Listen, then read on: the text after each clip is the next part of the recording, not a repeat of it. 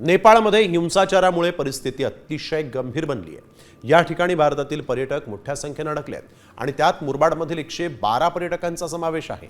मुरबाडमधून 2 group हे नेपाळमध्ये पर्यटनासाठी गेले आहेत। नेपाळमधली परिस्थिती गंभीर बनल्याने भारताच्या सीमारेषा बंद करण्यात आल्या आहेत, त्यामुळे हे पर्यटक तिथंच अडकून पडले आहेत। आपल्या सुटकेसाठी भारत सरकारने प्रयत्न करावेत आणि लवकरात लवकर आपल्याला भारतात आणावं अशी व्यवस्था करावी अशी मागणी या पर्यटकांनी केली आहे।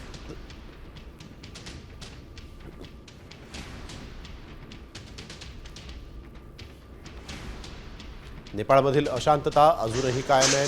आज तर आंदोलकांनी पशुपतीनाथाच्या मंदिरातही तोडफोड केली आहे।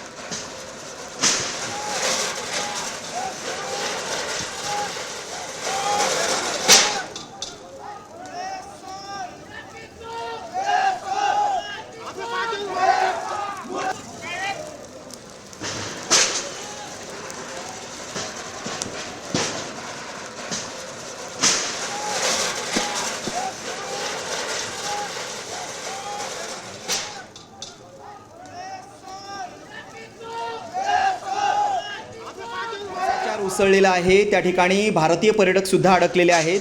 मुरबाड तालुक्यातले 112 पर्यटक त्या ठिकाणी अडकलेले आहेत। आपण त्यांच्याशी व्हिडिओ कॉलवरून संपर्क साधणार आहोत। या ठिकाणी जवळपास 2 ग्रुप जे नेपाळला गेलेले होते, त्यातला एक ग्रुप जो आहे सोमनाथ बोराडे हे आपल्यासोबत आहेत। सोमनाथजी, आम्हाला सांगा, तुम्ही कधी गेला होतात, आता त्या ठिकाणी काय परिस्थिती आहे? सर, आम्ही 6 तारखेला लुंबिनीवरून गोरखपूर आहे आपला पोखराला आलो। हॅलो, हा बोला, तुमचा आवाज येतोय, बोला।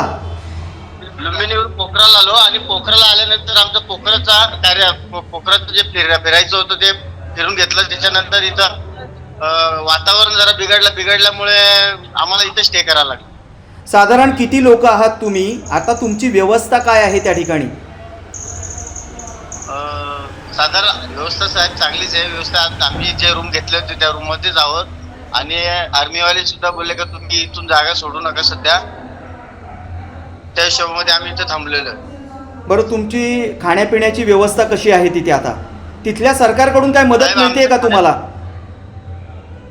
सरकारकडून काही मदत मिळालीच नाही अजून। मग आता तुमची खाण्यापिण्याची व्यवस्था कशी आहे? खाण्यापिण्याची व्यवस्था म्हणजे साहेब, माझ्याकडून मी महाराष्ट्रातून जेवढं आणलं होतं ते आतापर्यंत आहे। अजून 2 दिवस पण जातील माझ्या हिशोबामध्ये।